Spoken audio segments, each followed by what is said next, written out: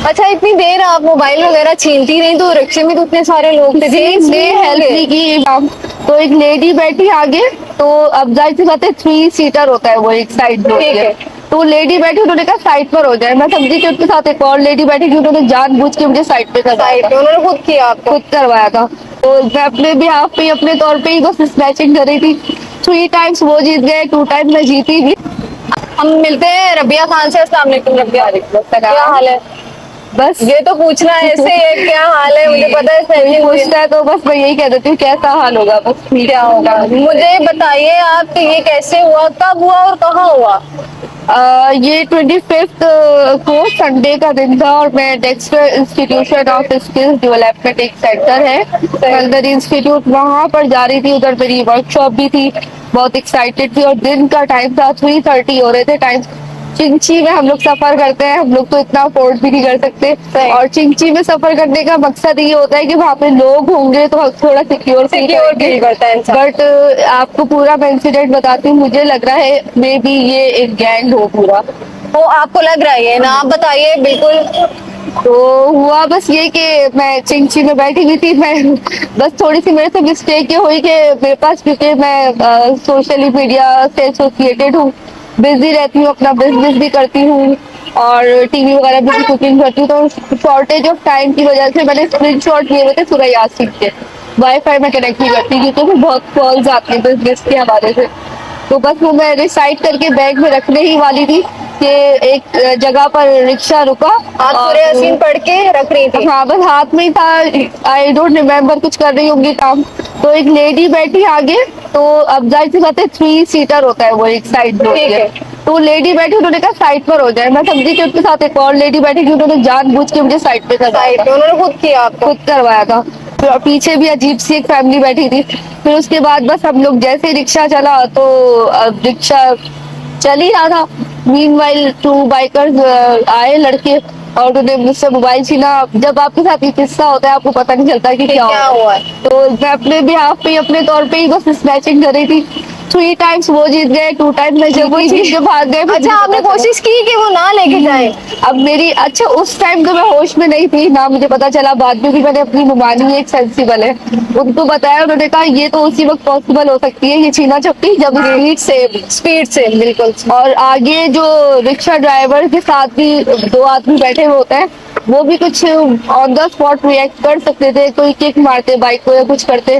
फिर बाद में ना मैं इतना रोई, बच्चों की तरह फूट फूट के रो रही थी। आवाज से ही रोना आ गया था क्योंकि ऑब्वियसली मेरा एक सोर्स ऑफ इनकम वही था, मेरा बिजनेस था उसमें और काफी कनेक्शन थे। आपको पता है हम लोगों के पास टाइम नहीं होता तो हम डायरी में नहीं लिखते, सारे कस्टमर की एक डिटेल उसमें थी और उनके नंबर भी सेव नहीं थे। कुछ कस्टमर जो होते हैं वो बहुत कोऑपरेटिव होते हैं, कुछ की जो थी पेमेंट वो उसका कोई भी थी और मुझे उनका कोई नामो निशान नहीं पता, ना ही वो कॉल कर रहे पलट के। तो मेरा 70,000 का मोबाइल था अप्रोक्सीमेटली, तो तकरीबन मुझे 2 लाख का नुकसान। 2 लाख का नुकसान हो गया। अच्छा, इतनी देर आप मोबाइल वगैरह छीनती रही तो रिक्शे में तो इतने सारे लोग थे, ने हेल्प नहीं की। इवेंट के हिरा बाद में रो भी रही थी तो उसमें भी किसी ने ये नहीं कहा चुप हो जाओ। फिर बाद में खुद ही मैंने अपने आप को चुप कराया कि यार मैं अकेली हूँ, मुझे खुद ही अपने आप को संभालना है। जाहिर है उस वक्त तो आपकी फीलिंग ऐसी ही होंगी। तो आप क्या कहना चाहेंगी ये जो स्नैचर्स हैं हमारे? देखिए, ये वीडियो सबसे पहले तो ये बता दूं, बनाने का मकसद ये है कि बहुत बुरा हो रहा है, कराची के हालात बहुत ज्यादा खराब हैं, लड़के हैं उनके साथ स्नैचिंग तो हो रही है, डेली के केसेस आ रहे हैं, खवातीन के साथ भी आम होता जा रहा है। ये होता था लेकिन आम होता जा रहा है, खवातीन भी सेफ नहीं है। और रिक्शा ऑटो जैसी जो सवारी है वो सबसे ज्यादा सेफ इस तरह है कि उसमें सवारियां और भी होती हैं, लोग होते हैं कि इंसान अपने आप को सेफ फील करता है। तो बताने का यही मकसद है कि अपने आप को एक तो बचाएं, दूसरा हमारी आप हुकूमत को कुछ कहना चाहें, हमारे हुक्मरान को? जी, हुकूमत को और सबको मैं यही कहना चाहती हूँ कि देखिए हम तो सोशल वर्कर है, फ्री ऑफ कॉस्ट काम करते हैं लोगों की फलाह बहबूद। बिल्कुल, मेरा चैनल है रबिया खान के नाम से और एक दूसरा है लाइफ स्टाइल विद रबिया। तो आप वो जाके गूगल करें, निकाले, उसमें लास्ट वीडियो ही वुमेन एम्पावरमेंट पे डालीजिए।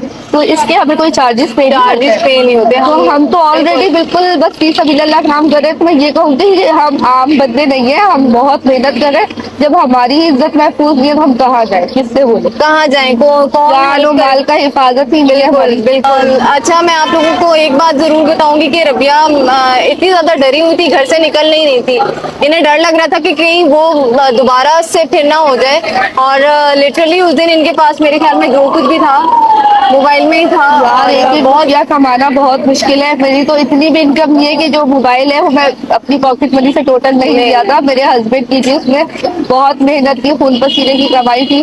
तो अब अच्छा रबिया, अच्छा मैं आप लोगों को एक बात जरूर बताऊंगी कि रबिया इतनी ज्यादा डरी हुई थी, घर से निकल नहीं रही थी। इन्हें डर लग रहा था कि कहीं वो दोबारा से फिर ना हो जाए। और लिटरली उस दिन इनके पास मेरे ख्याल में जो कुछ भी था मोबाइल में ही था। और बहुत प्रॉब्लम का सोर्स ऑफ इनकम मैं कह रही हूँ ना यार, हम जो ऑनलाइन बिजनेस, फूड बिजनेस करती हूँ मैं, फूडीज पैराडाइज के नाम से। तो यार एक एक रुपया कमाना बहुत मुश्किल है। मेरी तो इतनी भी इनकम नहीं है कि जो मोबाइल है वो मैं अपनी पॉकेट मनी से टोटल नहीं लिया था। मेरे हस्बैंड की थी, उसमें बहुत मेहनत की, खून पसीने की कमाई थी। तो अब ये कि उस दिन से मैं बस स्टिल घर में बैठी हूँ ना। मैं व्लॉग्स भी बनाती हूँ, उसमें मेरे तकरीबन 15 व्लॉग्स की पेंडिंग होंगे मेरा। और एक एक व्लॉग हमें 1200-1500 तक का पड़ जाता है। जाहिर है हम बाइक राइडर तो नहीं है, मैं तो अकेली निकलती हूँ। तो कन्वेंस में यूज हो जाता है, मोबाइल के खर्चे अलग होते हैं। तो वो एक अलग लॉस है। मेरा इतना लॉस हुआ है कि लाइक मेरे लिए वो मोबाइल बहुत कीमती था। स्नैचर तो उसको आई थिंक सेल कर देगा 5-6-10 हज़ार। क्या फायदा होगा, लेकिन क्या कितने दिन तक वो यूज कर लेगा उन पैसों को, खा लेगा। एक इंसान जिसका उसने कारोबार खत्म कर दिया। डर खौफ इतना ज्यादा फैल चुका है इसके दिल में, इतना ज्यादा बैठ चुका है कि ये घर से बाहर नहीं निकल रही। और आई थिंक आपके बच्चे भी, 3 बच्चे हैं आपके, उनके लिए भी आप इतना ज्यादा डरी हुई है कि उन्हें भी निकलने नहीं दे रही। और यकीन करें इतना डिस्टर्ब हूँ मेंटली, हस्बैंड भी डिस्टर्ब है। ईद भी हमारी चाहे ऐसे, ईद भी ऐसे ही गुजरी है इनकी, ईद भी ऐसे ही गुजरी। माइंड माउफ है वह बिल्कुल ही। सही। तो आप किसी से, अच्छा आपके और भी हैं जिनके साथ आप काम करती थी, किसी ने आपकी हेल्प की, आपको बुलाया या आपके पास आए कि हम कुछ करते हैं? नहीं, बस ये कि जैसे मैं सोशल वर्कर हूँ, मेरी टीम्स वगैरह ने सपोर्ट तो बहुत किया, लेकिन वो भी किस कहाँ जाए हम लोग। बस अब यही है कि बहुत हम लोग लाइक, मैं कोई केक थोड़ी हूँ बर्थडे का कि कमाती हूँ, रखा हुआ है भैया आओ काटो खा लो। हाँ, बिल्कुल। हम अब मुझे तो ये हम लगता है मतलब जो कमाते हैं जाहिर है वही हम यूज कर लेते हैं। बच्चे हैं पढ़ने वाले, फिर आई थिंक आप रेंट में रह रही हैं, तो वो उसके अपने इतने ज्यादा खर्चे होते हैं कि वो पॉसिबल नहीं होता कि उनको भी पूरा करें। यार ये ना अब तो है भी नहीं कि कुछ मैं ले लूँ और दोबारा से अपनी जिंदगी को रीस्टार्ट करूँ। समझ नहीं आ रहा सब कुछ कैसे होगा, कहाँ जाएंगे, क्या करेंगे। क्योंकि यार देखो जब एक्सपेंसेस होते हैं तो हम जितना थोड़ी अफोर्ड कर सकते हैं कि 30,000 एवरी मंथ हम अलग से निकाले। नहीं निकाल सकते। मैं लाइक बहुत गरीब भी नहीं हूँ, बहुत अमीर भी नहीं हूँ। हाँ, मतलब आप अभी नहीं ले सकती नहीं मोबाइल ले वगैरह, सकती। आपके साथ इतना अच्छा हम इससे बहुत मुश्किल से कांटेक्ट कर रहे थे, इनके पास मोबाइल नहीं है, हमें जाना पड़ा और इनके घर जाना पड़ा। बहुत मुश्किल से हमने इनके जो वहाँ पे गार्ड बैठे हुए थे उनसे बात की, इनके घर का भी नहीं पता था, बहुत मुश्किल से मिले इनसे।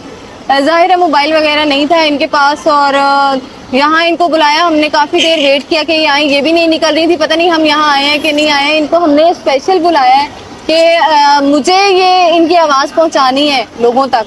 और मेरी एक रिक्वेस्ट होगी कि शेफ रबिया खान इस टाइम बहुत ज्यादा परेशान है। अगर आप लोगों में से कोई हो जो इनकी इतनी कम से कम हेल्प हो जाए कि इनका मोबाइल इन्हें मिल जाए या कोई और मोबाइल अरेंज करके दे सके, ताकि इनका काम, इनका जो बिजनेस है वो कंटिन्यू हो सके। इससे ज्यादा और कुछ नहीं है। और तो चले चलता रहता है, सब कुछ होता रहता है, लेकिन अगर आप लोग बाहर निकले, खवातीन हैं, बच्चे साथ है, तो काइंडली अपनी चीज़ों का ध्यान रखें। और मोबाइल वगैरह तो ऐसी चीज़ है, आपको पता है यूज़ होता है, तो सामने एटलीस्ट बाहर निकले तो मत निकालें, क्योंकि जो स्नैचर है उनकी समझ में ये बातें नहीं आएंगी। तो इसी बात के साथ ये वीडियो यहीं पे एंड करती हूँ। आती हूँ किसी और अच्छी वीडियो के साथ, तब तक के लिए इजाज़त दीजिए। अल्लाह हाफिज़।